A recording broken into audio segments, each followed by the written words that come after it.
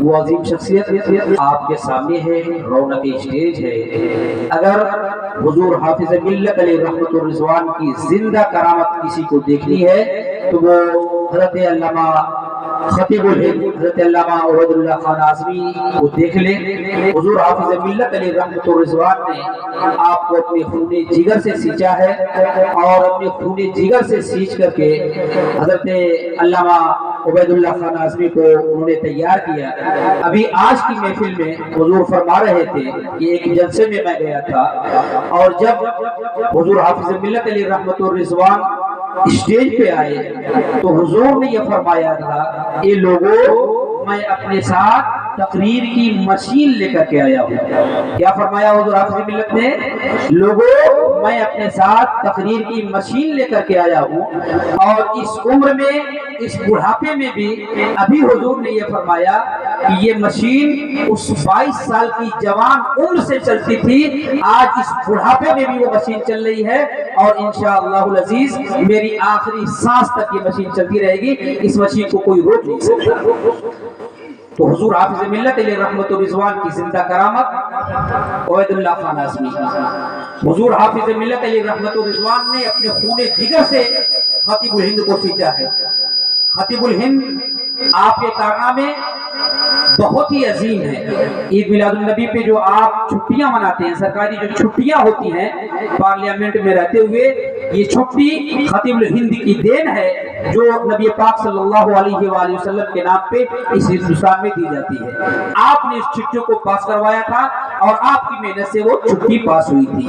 خطیب الہند نے الجامعۃ الاشرفیہ کے لیے اپنی پوری زندگی وقف کی ہے، اور الجامعۃ الاشرفیہ کے لیے اپنا جیسے حضور حافظ ملت نے اپنے خون جگر سے سینچا تھا، وہ خون جگر آپ نے ہر لمحہ الجامعۃ الاشرفیہ کو دیا ہے۔ وہی ہیرا، وہی جوہر ابھی آپ کی سماعتوں کے حوالے ہے۔ میں اب آئیے حضرت کا نعرہ استقبال نعرہ تکبیر اور نعرہ رسالت سے کر لیں۔ نعرہ تکبیر، نعرہ رسالت، خطیب الہند حضرت علامہ عبید اللہ خان اعظمی، فیضان حضور حافظ ملت، فیضان حضور حافظ ملت، نعرہ تکبیر۔ ماشاءاللہ۔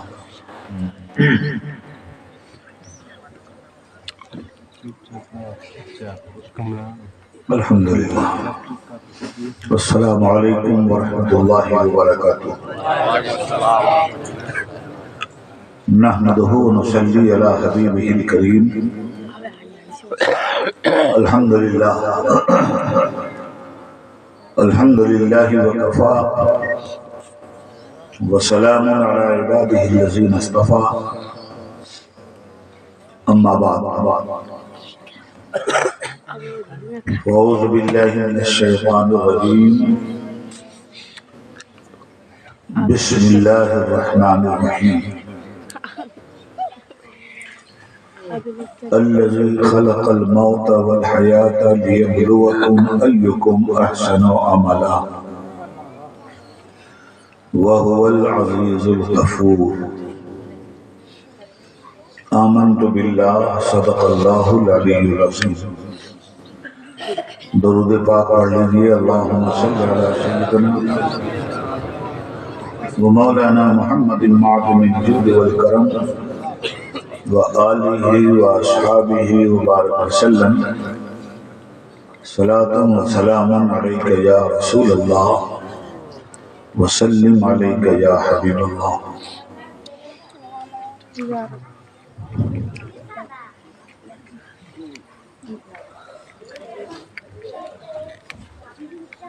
میری انتہائی نگارش یہی ہے، تیرے نام سے ابتدا کر رہا ہوں۔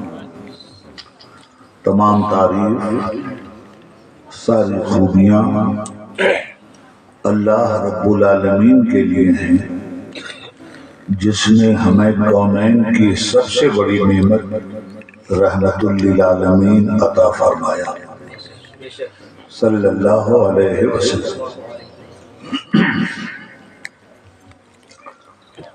معزز سامعین،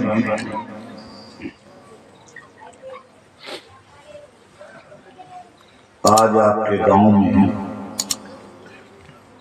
آپ کی دھرتی پر آپ کے بیچ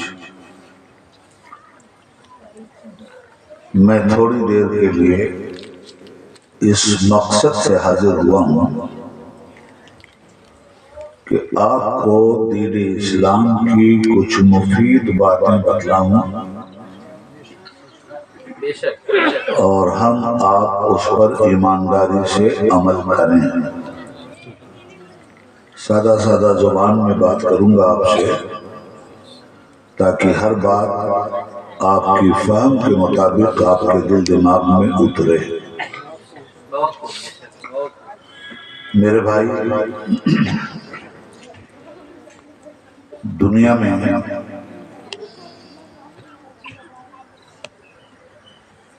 ہم لوگوں کو ہمارے رب نے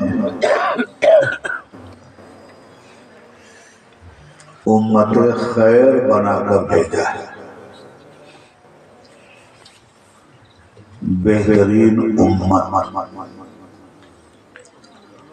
امت کہتے ہیں جماعت، کلمہ پڑھنے والی قوم بہترین امت ہے، اور اس امت کو کام دیا گیا ہے۔ ظاہر ہے کہ دنیا میں دو چیزیں ہمیشہ چلتی رہتی ہیں، ایک چیز کا نام ہے فرض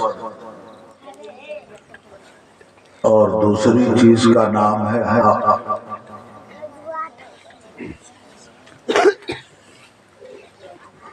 فرض ادا کرنے کے بعد حق کا مطالبہ کیا جاتا ہے۔ مثال کے طور پر آپ نے کسی ادارے میں سروس کر لی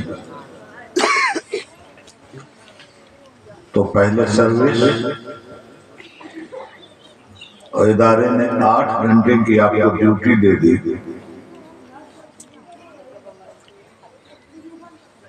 اور 25,000 روپیہ آپ کی تنخواہ دیتی۔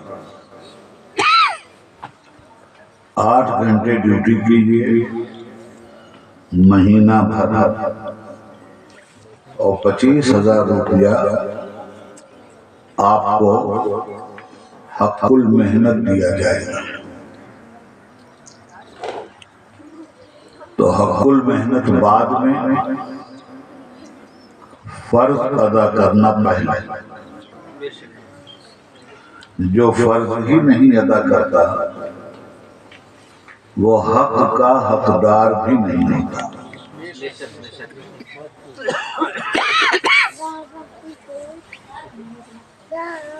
وہ آدمی بڑا جگلر ہے جو فرض ادا نہ کرے اور حق کی ڈیمانڈ کرے۔ معلوم یہ ہوا کہ جب آدمی کو کوئی ڈیوٹی دی جاتی ہے تو اس سے پہلے فرض کا مطالبہ کیا جاتا ہے، پھر اس کو یہ حق پہنچتا ہے کہ وہ اپنے حق کا مطالبہ کرے۔ یہی ہو رہا ہے دنیا میں، نہیں یا اس کے علاوہ بھی کچھ ہو رہا ہے؟ تو جب دنیا نے یہ اپنا قانون بنا رکھا ہے تو دنیا کو پیدا کرنے والے نے کوئی قانون نہیں بنایا ہوگا؟ بنایا ہے نا، اور اس قانون پر عمل کرنے والی قوم کا نام کیا ہے؟ مسلمان۔ آپ کے بہت سارے نام ہیں، آپ کے گھر والوں نے کوئی نام آپ کو دیا یا نہیں؟ پہچانے جاتے ہیں نا اپنے نام سے۔ بھئی میرے گھر والوں نے مجھے ایک نام دیا عبید اللہ، میں اشرفیہ میں پڑھنے آیا، حفظ پڑھا میں نے تو حافظ عبید اللہ، قرأت پڑھا تو ایک اور نام ملا قاری صاحب، علم حدیث مکمل ہوا تو عالم صاحب، رسم الافتاء مکمل ہوا تو مفتی صاحب۔ آپ کالج میں گئے، انجینئرنگ کالج میں ڈگری ملی تو ایک نام وہاں سے آپ کو ملا انجینئر صاحب، میڈیکل کالج میں آپ نے پڑھا، آپ کو وہاں سے ڈگری ملی تو وہاں سے ایک نام ملا ڈاکٹر صاحب، آئی ایس اور آئی پی ایس آپ نے پاس کیا تو وہاں سے آپ کو ایک نام ملا کلکٹر صاحب، کپتان صاحب، ایس پی صاحب۔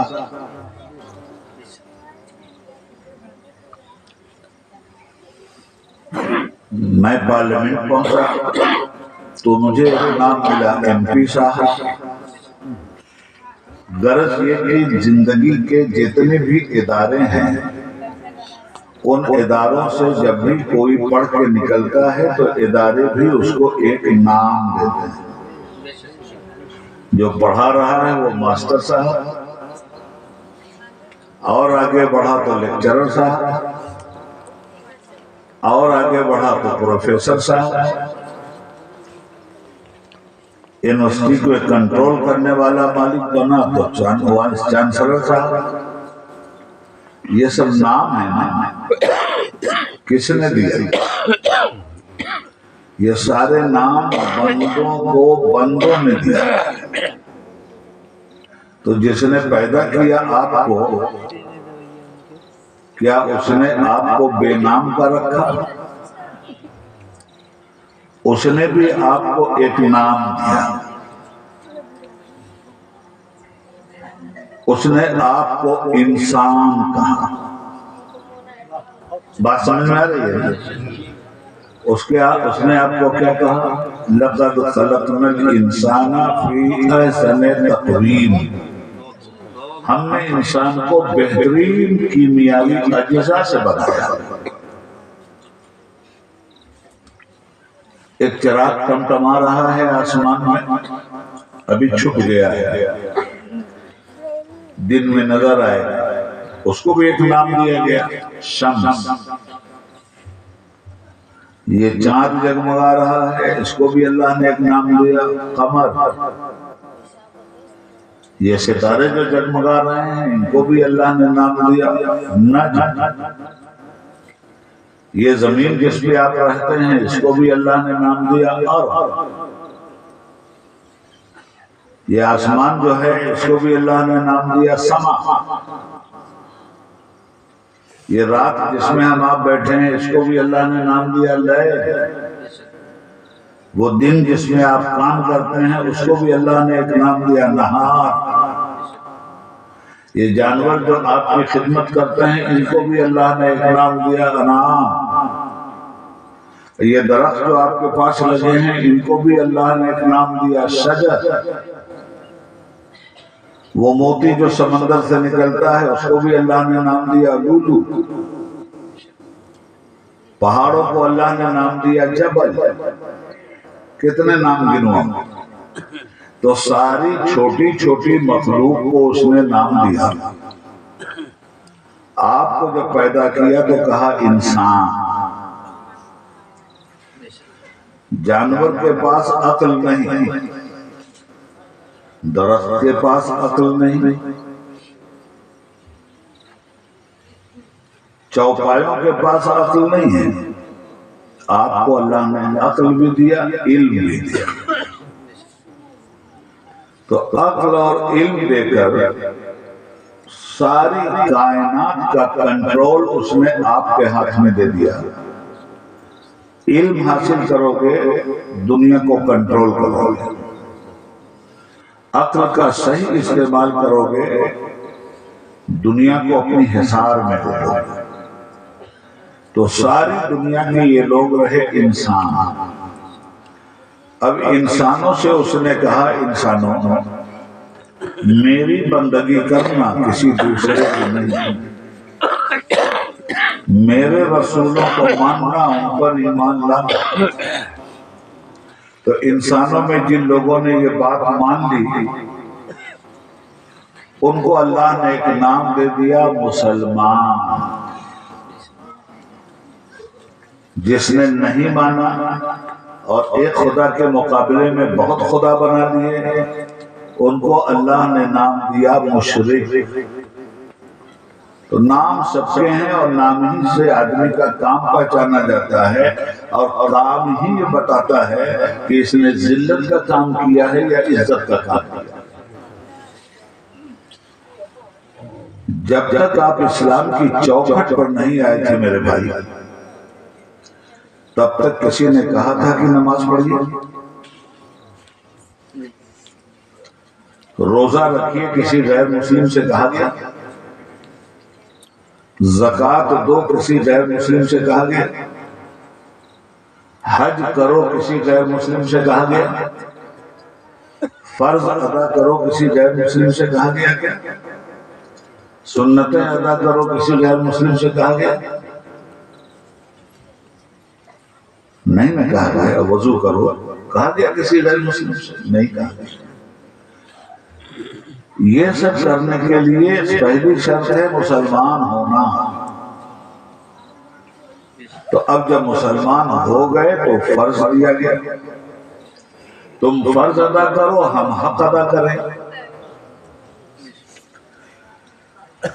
تم زمین پر ہمیں پکارو ہم آسمانوں میں تمہیں پکاریں، تم انسانوں کی بزم میں ہمیں پکارو ہم فرشتوں کے انجمن میں تمہیں پکاریں، تم رات کے اندھیرے میں ہمیں پکارو ہم دن کے اجالے میں تمہیں پکاریں۔ فرض ادا کیجیے اور حق لے لیجیے۔ کلمہ پڑھتے ہی جو پہلا فرض ہم مسلمانوں پہ عائد ہوتا ہے وہ کیا ہے؟ نماز ہے نا۔ تو اللہ نے کہا فرض ادا کرو، ہم دعا کرتے ہیں اللہ ہم کو جنت دے دے۔ نماز نہیں پڑھنا ہے اور جنت مانگنا ہے، روزہ نہیں رکھنا ہے اور جنت مانگنا ہے، حج فرض ہے زکوٰۃ فرض ہے نہیں دینا ہے جنت مانگنا ہے، سود حرام ہے سود کھانا بھی ہے اور جنت بھی مانگنا ہے، ظلم منع ہے ظلم بھی کریں گے اور جنت بھی مانگیں گے۔ یہ مطالبہ آپ کا کبھی پورا ہوگا؟ بھئی فرض ادا کیجئے جنت لیجئے، حق لیجئے، جنت ہی چاہیے اگر آپ کو تو جنت کی کنجی کہاں ہے؟ حدیث شریف میں اللہ کے حبیب صلی اللہ علیہ وسلم نے فرمایا نماز جنت کی کنجی ہے۔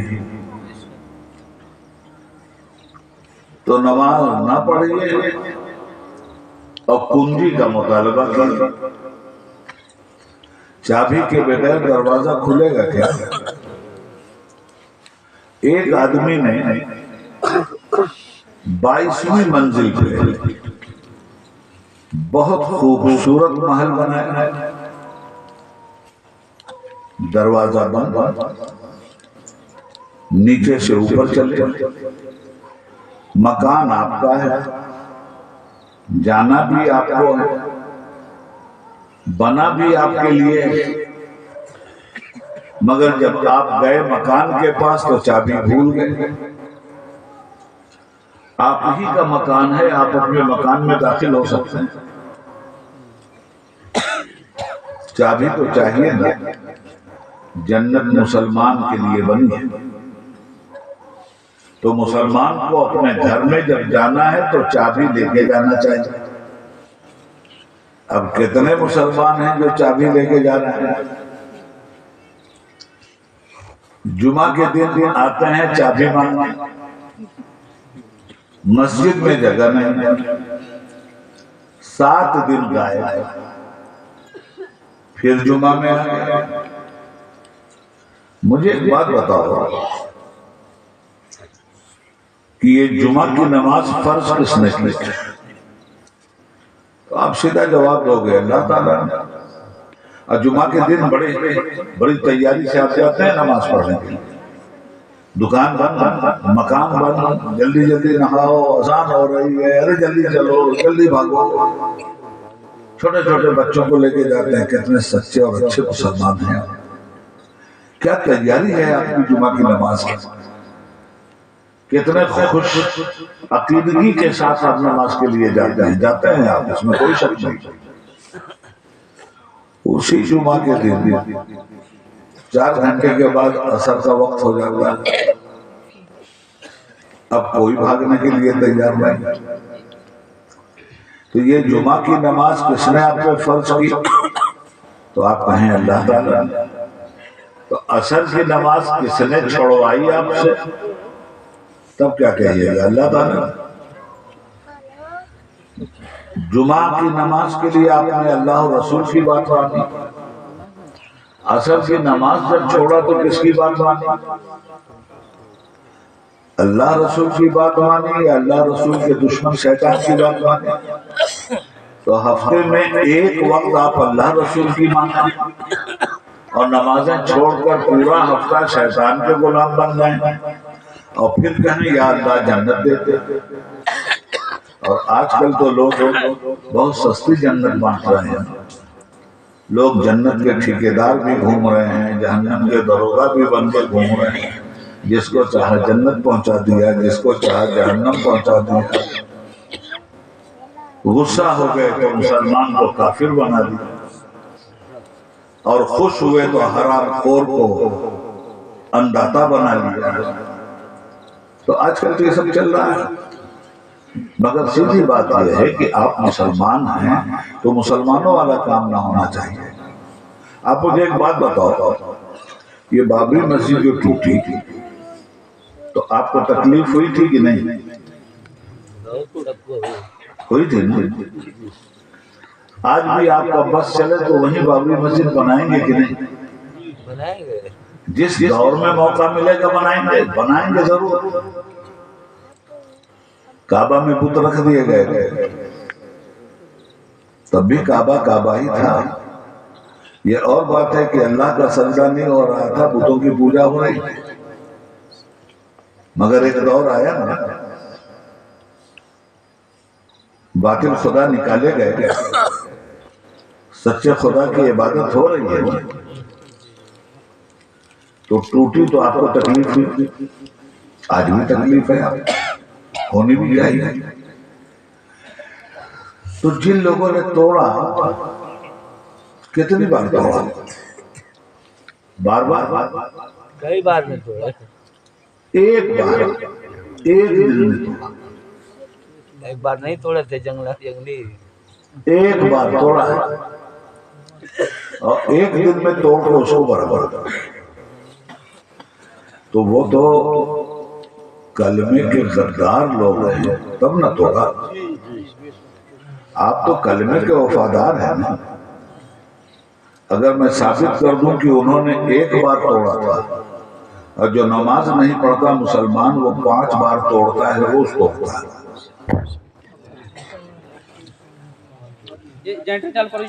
ہاں کوئی بات نہیں، آپ لوگ درود شریف پڑھتے رہیے۔ کوئی بات نہیں، سنو، کام کی بات ہے، غور سے سن لو، دیہات کا مہمان ہے۔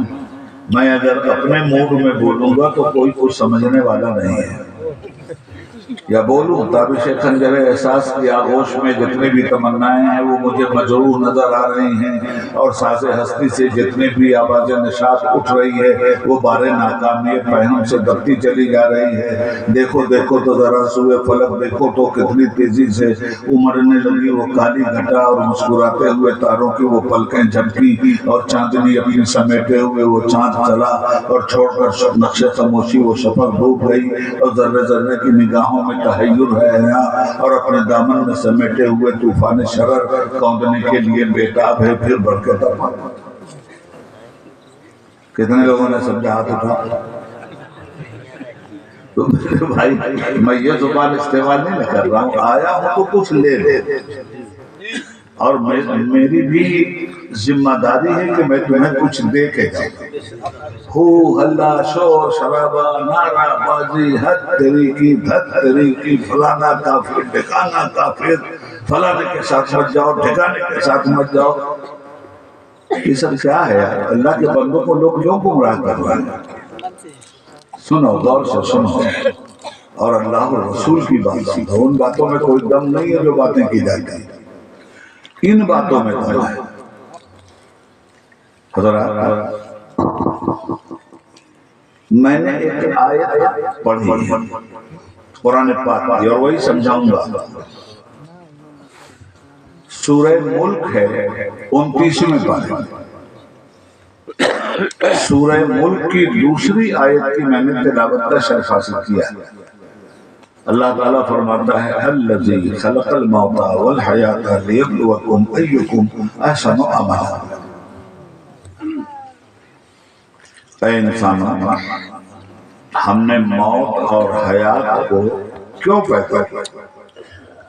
وہ ہم سے پوچھتا ہے، خود ہی جواب دیتا ہے۔ ہم نے موت اور حیات کو اس لیے پیدا کیا ہے کہ اسی کے بیچ میں تھوڑے دن تم کو ہم رکھیں اور رکھنے کے بعد ہم تمہارا امتحان لیں گے کہ تم میں اچھے عمل کا مالک کون ہے۔ یہ کس نے کہا؟ اللہ نے نا۔ موت اور حیات کے بیچ ہی میں ہیں نا ہم لوگ۔ لائی حیات آئی قضا لے چلی چلے اپنی مرضی سے، نہ آئے تھے نہ اپنی مرضی سے جا رہے۔ تو اس بیچ میں اللہ کہتا ہے کہ ہم تمہیں آزمائیں گے کہ تم میں کون اچھے عمل کا مالک ہے۔ وَهُوَ الْعَزِيزُ الْغَفُورُ، بے شک اللہ تعالی زبردست بھی ہے اور معاف کرنے والا۔ دیکھو ایک آیت میں دو بات ہے، عزیز الغفور، زبردست، غفور ہے بخشنے والا بھی ہے۔ کیا مطلب؟ جو اچھے عمل کریں گے ان کے لیے تو غفور ہے، اور جو برے عمل کریں گے ان کے لیے زبردست ہے۔ اللہ صرف رحیم نہیں ہے، اللہ صرف کریم ہی نہیں ہے، اللہ جبار بھی ہے، اللہ قہار بھی ہے۔ ہم پڑھتے ہیں الرحمن الرحیم، رحیم ہے تو، کریم ہے تو آگے مالکیوں میں دین بھی تو ہے، غلط کرو گے تو پکڑیں گے بھی تم۔ تو ہم اس دنیا میں آئے ہیں، پہلے ہم یہ طے کر لیں کہ ہم کس حیثیت سے جینا چاہتے ہیں۔ سبھی نہ جی رہے ہیں، ہم کس حیثیت سے جینا چاہتے ہیں۔ ہم نے جب کلمہ پڑھا ہے تو ہم نے یہ دعویٰ کیا کہ ہم مسلمان بن کر جینا چاہتے ہیں۔ تو مسلمان بن کر جینے کے لیے اسلام کی بنیادوں کو جاننا ضروری ہے نا، اور پھر بنیادوں کو جان لیا تو ان پہ عمل کرنا ضروری ہے یا نہیں؟ تو سب سے پہلے ہم نبی اکرم صلی اللہ علیہ وآلہ وسلم سے پوچھیں یا رسول اللہ اسلام کی بنیاد کتنی چیزوں پر؟ تو حضور فرماتے ہیں بنی الاسلام علی خمس، اسلام کی بنیاد 5 چیزوں پر ہے: کلمہ، نماز، زکوٰۃ، روزہ، حج۔ یہ 5 کام جس نے ایمانداری سے کر لیے وہ سچا مسلمان ہے۔ پھر پوچھا گیا یا رسول اللہ مسلمانوں کو ان جنرل آپ نے کتنے کام دیے؟ فرمایا صرف 2۔ پوچھا وہ 2 کام کیا؟ کہا یہ 2 کام جو کر لے وہ پکا مسلمان تھا۔ تو پوچھا گیا یا رسول اللہ وہ 2 کام کیا ہیں؟ تو فرماتے ہیں جس نے پیدا کیا اس کا حق ادا کرو، اور جتنوں کو پیدا کیا ان کا حق ادا کرو۔ یعنی اللہ کی عبادت کرو اور انسانوں کی خدمت کرو، اسی کا نام اسلام ہے۔ تو یہ بتاؤ کہ ہم اسلام سمجھنے کے لیے جلسوں میں آتے ہیں یا کچھ اور سمجھنے آتے ہیں؟ اگر ہم اسلام سمجھ چکے ہوں تو پھر ہماری ذمہ داری دوسروں کو اسلام سمجھانا ہے نا بھائی۔ اللہ کے نبی سے محبت کا بہت دعویٰ ہے نا۔ اچھا عمل، کون اچھا عمل لے کے آ رہا ہے میرے پاس؟ تو اچھے عمل میں سب سے بڑا عمل کون ہے؟ نماز ہے۔ روز محشر کی جان گداز اولی پرسی سے نماز ہوا، محشر کا دن ہوگا، جانیں نکل رہی ہوں گی، پہلا سوال نماز کا۔ آپ کے علاقے میں فوج میں ہیں لوگ؟ نہیں، میرے علاقے میں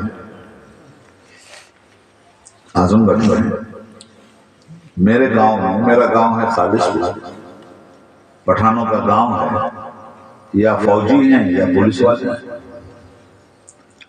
اور میرے یہاں اتنے زیادہ ہیں کہ ایک دیہاتی آدمی آیا تو نیاز داروغہ صاحب اپنے بنگلے کے ساتھ باغ میں ٹہل رہے تھے، وہ دیہاتی آیا تو اس کو نہیں معلوم تھا کہ یہ کون سا ہے، تو ان سے پوچھا کہ صاحب داروغہ جی کا گھر کون بائے؟ تو نیاز صاحب بولے اجی اس نام کے گدھے تو اس گاؤں میں بہت رہتے ہیں، کس گدھے کا نام پوچھا؟ کہا صاحب فیاض داروغہ کا اس گدھے کی کوٹھی وہ دکھائی دے گی۔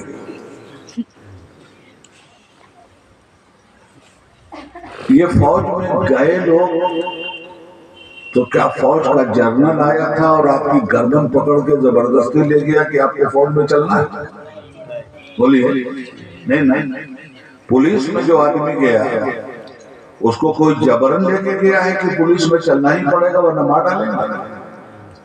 جو بھی پولیس کی نوکری کرنے گیا اپنی مرضی سے گیا، جو بھی فوج کی نوکری کرنے گیا اپنی مرضی سے گیا، نوکری نہیں ملی تو ناراض ہوا، نوکری کے لیے پاپڑ بیلتا رہا کہ کسی طرح مجھے پولیس میں جگہ مل جائے، کسی طرح مجھے فوج میں جگہ مل جائے، ہے نا یہی سچائی؟ اچھا مل گئی تو گیا تھا اپنے گھر کا کرتا پائجامہ یا کوٹ پتلون پہنے، مگر جب وہاں پولیس کی ڈیوٹی ملی تو کیا ڈیوٹی وہ کوٹ پتلون پہن کے کرے گا، کرتا پائجامہ پہن کے کرے گا، مبارک پور اور مئو کی لنگی پہن کے کرے گا؟ نہیں نا بھائی، اس کا ایک ڈریس ہے نا، اس ڈریس کو پہننا پڑے گا، اس کی استری کرنا پڑے گا، اسے کڑک کر کے رکھنا پڑے گا، اس پہ داغ نہیں ہونا چاہیے، اس پہ شکن نہیں پڑنی چاہیے، اس کو جو پیٹی باندھنے کو ملی وہ کالی نہیں پڑنی چاہیے، یہ ساری کنڈیشن ہے نا۔ تو جب تک نہیں گیا تھا اتنی کنڈیشن تھی کیا اس پر؟ مگر جب پولیس میں انٹر ہو گیا، فوج میں داخل ہو گیا، تو اب تو اس کا جو رول ہے اس کو فالو کرنا پڑے گا۔ یہ جاڑے کی رات ہے، ہم سکڑ کے بیٹھے ہیں، کوئی چادر اوڑھ کے بیٹھا ہے، کوئی گھر میں بیٹھا ہے، کوئی آگ کا الاؤ جلا کے بیٹھا ہے، اور پولیس والا روڈ پہ کھڑا رات میں ڈیوٹی دے رہا ہے، بے پناہ ٹھنڈک ہے، روڈ پہ کھڑے ہو کے ڈیوٹی دے رہا ہے۔ جب تک نہیں گیا تھا پولیس میں روڈ پہ کھڑا تھا، اور اب پولیس میں جانے کے بعد اگر روڈ پہ نہیں کھڑا ہوگا تو سسپینڈ ہو جائے گا نا، سزا ملے گی نا۔ فوج میں جب تک نہیں گیا تھا کسی نے چائنا کے بارڈر پہ بھیجا تھا اس کو، مگر فوج میں جانے کے بعد اب یہ کہے گا نہیں وہاں بڑی سردی پڑ رہی میں نہیں جاؤں گا، نہیں وہ ادھر سے گولی آ جائے گی دشمن کی میں نہیں جاؤں گا، کہے گا؟ ابھی جب اتنا ہی ڈر تھا گولی سے تو آیا کہے کے لیے فوج میں؟ کام دیا گیا، ڈیوٹی دی گئی، نہیں کرے گا کورٹ مارشل ہو جائے گا۔ یہ دنیا کا قانون ہے۔ تو کسی نے آپ سے کہا تھا کہ آپ مسلمان ہو جائے، زبردستی کیا تھا کیا؟ کسی نے گردن پکڑ کے دبوچا تھا آپ کو کہ نہیں آپ کو مسلمان ہونا ہی پڑے گا، یا آپ اپنی مرضی سے ہوئے؟ اسلام کو کہتا ہے لا اکراہ فی الدین، دین میں کوئی زبردستی نہیں۔ آپ کو کسی نے زبردستی تو مسلمان نہیں بنایا نا، آپ اپنی مرضی سے نہ مسلمان بنے۔ تو جب تک اسلام میں آپ داخل نہیں ہوئے تھے تب تک نہ کپڑے کے بارے میں آپ سے ڈیمانڈ کی گئی تھی، نہ اٹھنے بیٹھنے، نہ کھانے پینے کی، نہ مسجد میں جانے کی، مگر جب آپ نے اسلام کی وردی پہن لی، جب مسلمان ہوئے تو وردی کون سی پہنی ہے؟ اسلام کی نا۔ تو اسلام ڈیوٹی دے گا یا نہیں دے گا؟ اور ڈیوٹی پوری کیجیے گا تو تنخواہ بھی ملے گی، بونس بھی ملے گا، ड्यूटी नहीं पूरी कीजिएगा तो सजा भी मिलेगी। दुनिया का कानून आप देख रहे हैं, इस्लाम ने भी 2 घर बनाए हैं। अल्लाह ताला ने मरने के बाद 2 घर बनाए। और मरना उड़ना क्या होता है? ये कुछ नहीं होता। किधर मरता है आदमी? कुरान में है कुल्लु नफ्सिन जायकातुल मौत, इंसान को मौत का मजा चखना है। तो मजा चखने से कोई मरता है क्या? और मजा की कोई हकीकत है क्या? खा लो मिठाई, जुबान ने मजा चखा, कर दो कुल्ली, मजा आए। यही हाल मौत का है।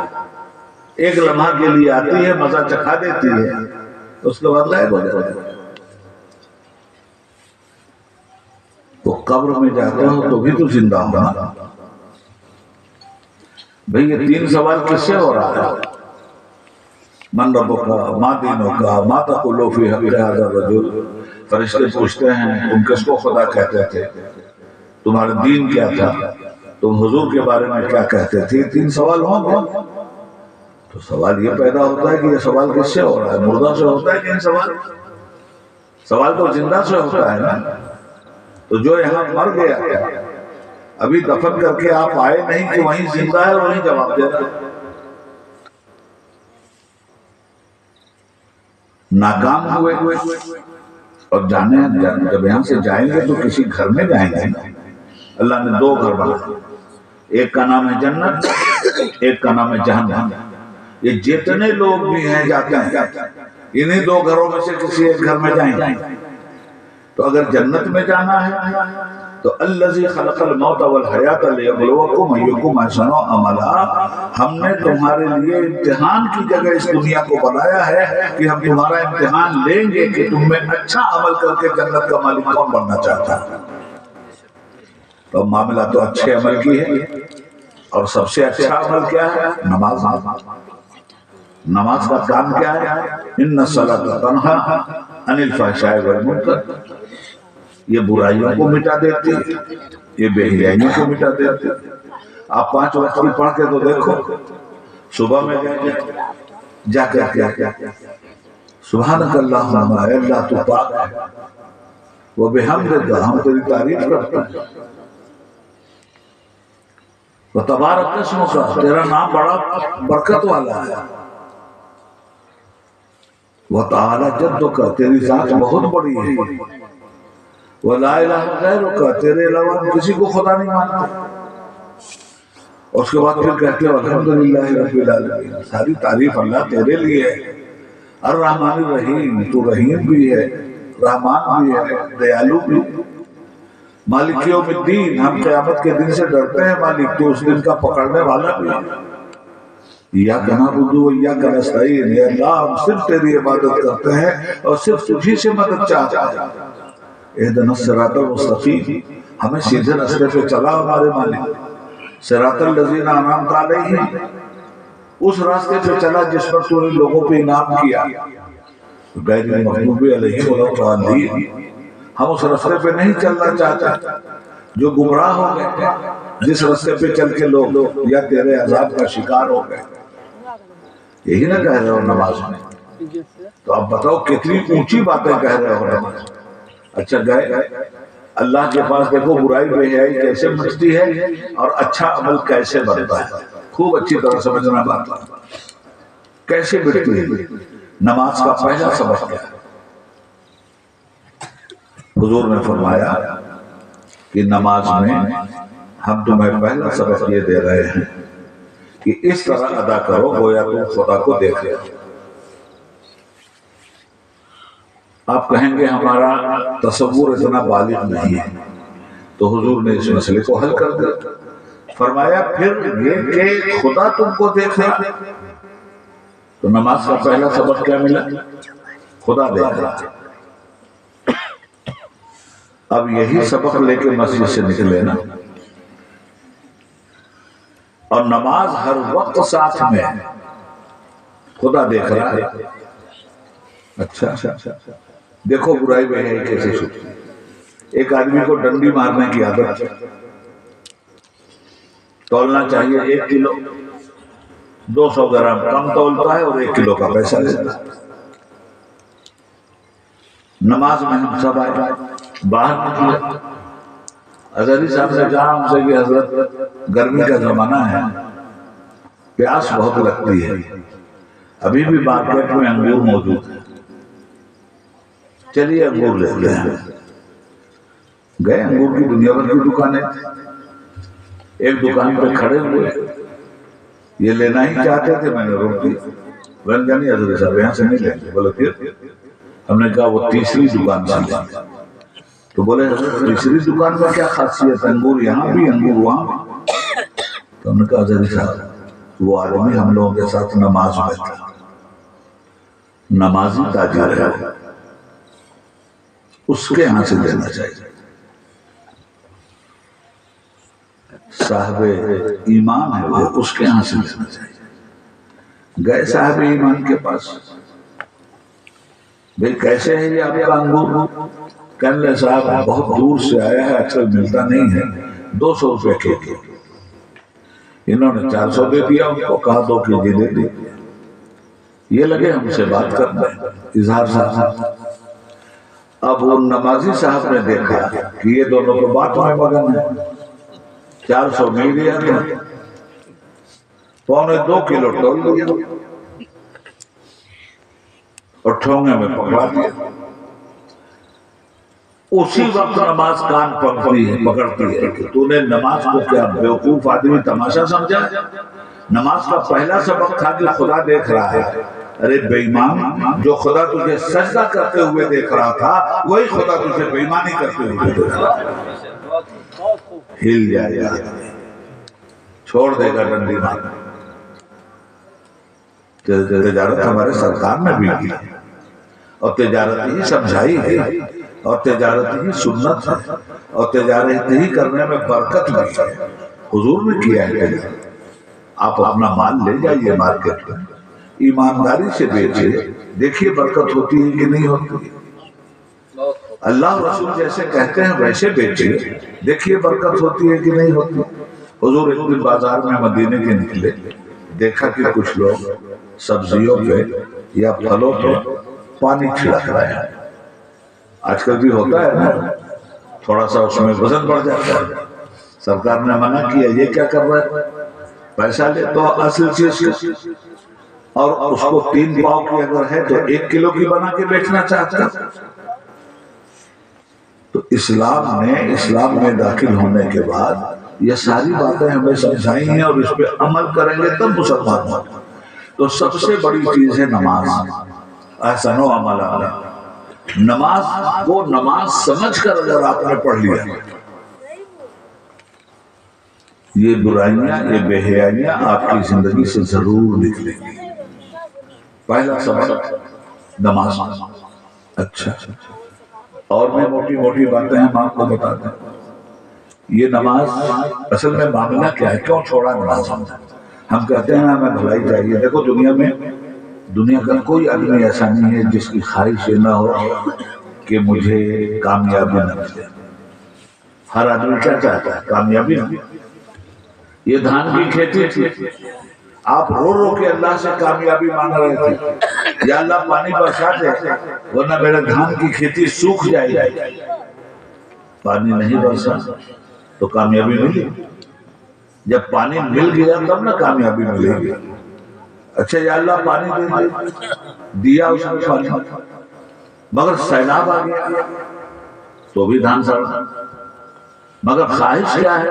سڑنے نہ پائے، گلنے نہ پائے، میری کھیتی سرسبز و شاداب رہے، میری دکان اجڑنے نہ پائے۔ خواہش تو یہ ہے، کوئی بھی ایسا نہیں ہے جس کی ایک خواہش ہے، بس ایک خواہش، مجھے کامیابی مل جائے۔ مسلمان ہو یا غیر مسلم، سب یہ چاہتے ہیں کہ ہمیں کامیابی ملے۔ تو جہاں پکا یقین ہے کہ یہاں کامیابی ملے گی وہاں دوڑتے ہیں کہ نہیں آتے؟ وہاں کے لیے خون پسینہ بہاتے ہیں یا نہیں بہاتے؟ ارے بھائی کامیابی چاہیے نا، آپ کو مقدمہ لڑنا ہے، کامیابی چاہیے، تو کون وکیل ہے جو جتوا سکتا ہے اور کامیابی دلوا سکتا ہے؟ دوڑے نا کہ نہیں دوڑے؟ پیسہ خرچ کیا کہ نہیں کیا؟ دن رات دوڑے نا، کامیابی چاہیے۔ تو یہ دنیا میں جس کے پاس دوڑ رہے ہو کامیابی کے لیے، یہ سب تو مرنے والے ہیں.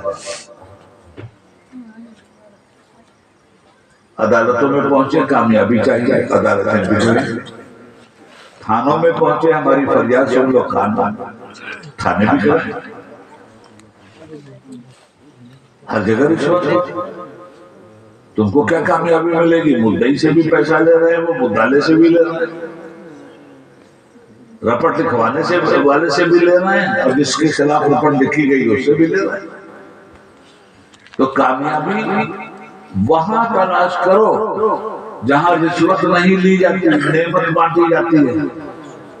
کامیابی کا دروازہ وہ تلاش کرو. کوئی کورٹ ایسی نہیں ہے جو تمہیں کامیابی دلا دے. ایک کورٹ ہے، ایک عدالت ہے جو نہ رات میں بند ہوتی ہے نہ دن میں بند ہوتی ہے، اور 5 وقت اس کی عدالت سے آواز آتی ہے، حی علی الفلاح، حی علی الفلاح.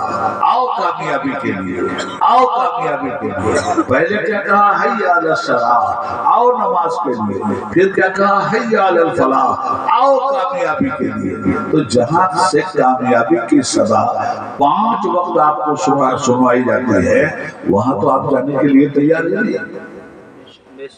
تو جب میں کہتا ہوں کہ یا اللہ میرا حال دیکھ، حکم ہوتا ہے کہ اپنا نامہ اعمال دیکھ.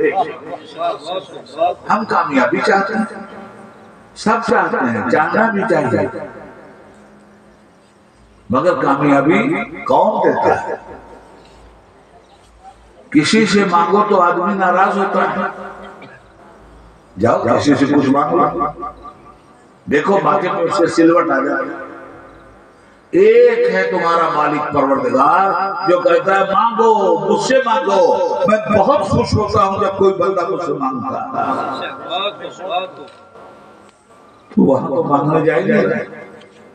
ارے بھائی دکھ ہے نا، جب کوئی پریشانی آتی تھی، کوئی ناگہانی بلا آ جاتی تھی، کوئی زلزلہ جیسا آ جاتا تھا، کوئی طاعون آ جاتا تھا، کوئی بیماری آ جاتی تھی، کوئی مصیبت آ جاتی تھی، تو 2 جہاں کے تاجدار جناب محمد رسول اللہ صلی اللہ علیہ وسلم فرماتے تھے بلال پانی لاؤ، مجھے وضو کراؤ. اور وضو کر کے سیدھے سجدے میں گر جاتے تھے. اللہ اس بلا کو ٹال دے، اللہ ہماری دعا کو سن لے. ہم نعرہ رسالت بھی لگاتے ہیں، میلاد النبی کا جلوس بھی نکالتے ہیں، مگر نبی کی دعاؤں پر کبھی بھی نظر ڈال لو میرے بھائی. محمد مصطفیٰ صلی اللہ علیہ وآلہ وسلم جب بھی کوئی مصیبت آتی تھی فوراً سجدے میں گر جاتے تھے. اللہ یہ مصیبت آئی ہے، ہم اس سے پناہ مانگ رہے ہیں، تیری پناہ مانگ رہے ہیں. تو یہ عقیدہ تو ہم لوگوں کا ختم ہو گیا. اس کے باوجود ٹناٹن سننی ہے. کائے کا سننی ہے؟ نبی پاک کی سنت پر عمل کرنے کا نام ہے سننی. کسی مولوی ملا کا ہاتھ پیر چومنے کا نام سننی نہیں ہے. سنی نام ہے نبی پاک صلی اللہ علیہ وسلم کی سنت پہ عمل کرنے کا. اس کے علاوہ سنیت کی کوئی ڈیفینیشن نہیں ہے. لوگ شریعت کو طبیعت میں بدل دینا چاہتے ہیں. اللہ کے نبی صلی اللہ علیہ وسلم سے محبت ہے نا آپ کو؟ مجھے یہ بتاؤ، ابھی ہمارے قائد صاحب پڑھ رہے تھے نا کہ حضور کا جو عاشق ہے حضور اسے کیسے چھوڑے، حضور قبر میں تشریف لائیں گے. کئی شعر پڑھ رہے تھے نا. اچھا حضور کس کے ہیں؟ رب حبلی امتی کہتے ہوئے پیدا ہوئے، حق نے فرمایا کہ بخشا الصلاۃ والسلام. امام اہل سنت اعلیٰ حضرت فاضل بریلوی رحمۃ اللہ تعالیٰ علیہ فرماتے ہیں اللہ کا جہنم اب بھی نہ سرد ہوگا، رو رو کے مصطفیٰ نے دریا بہا دیا. وہ نبی جن کو آپ سے اتنی محبت ہے، اگر یہ پتہ چل جائے کہ یہاں آنے والے ہیں، بولو کپڑا پھاڑ دو گے کہ نہیں اپنا؟ حضور پہ جان نچھاور کرنے کے لیے دوڑو گے کہ نہیں دوڑو گے؟ ایک نظر دیکھنا چاہو گے کہ نہیں دیکھنا چاہو؟ کیوں؟ تمہارے لیے تڑپے ہیں، وہ روئے ہیں، پتھر کھایا، گالیاں سنی، ہجرت کرنے پہ مجبور کیا گیا، وطن چھین لیا گیا. تمہیں چھوڑا کیا حضور؟ وطن چھوڑا، تمہیں نہیں چھوڑا. پتھر کھایا، تمہیں نہیں چھوڑا. مصیبتیں سہی تمہارے لیے سہی، میدان بدر میں اترے تمہارے لیے اترے. मैदान वहद में आए, तुम्हारे लिए आए, दंदाने मुबारक टूटे तुम्हारा दीन बचाने के लिए, तुम तक दीन पहुंचाने के लिए। ग़ज़वा अहज़ाब में उतरे, सहाबा के पेट में एक पत्थर तो रसूलुल्लाह के पेट में 2 पत्थर।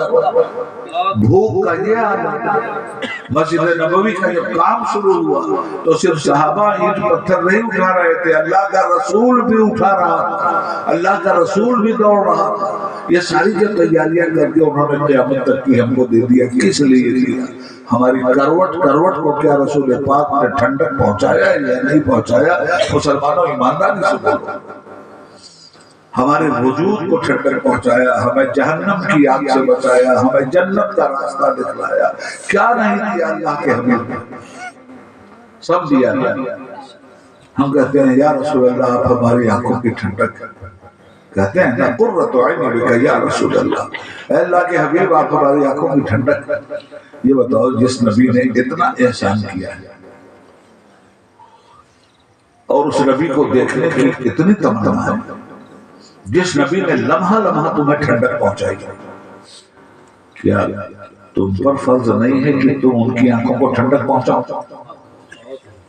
जिस नबी ने लम्हा लम्हा तुम्हें ठंडक पहुंचाई, ईमान की ठंडक दिया, इस्लाम की ठंडक दिया, अक़ीदा तौहीद की ठंडक दिया, कुरान जैसी अजीम शान नेमत दिया, जिसने सब कुछ तुम्हें दिया, उसकी आंखों को ठंडक पहुंचाने से भी गया। तो अगर पता चल जाए कि हुजूर की फला काम है, अगर हम ये कर ले तो हुजूर की आंखों को ठंडक पहुंचेगी, तो कलमा पढ़ने के बाद पूरी मेहनत करके वो काम करोगे कि नहीं जिससे हुजूर की आंखों को ठंडक पहुंचे?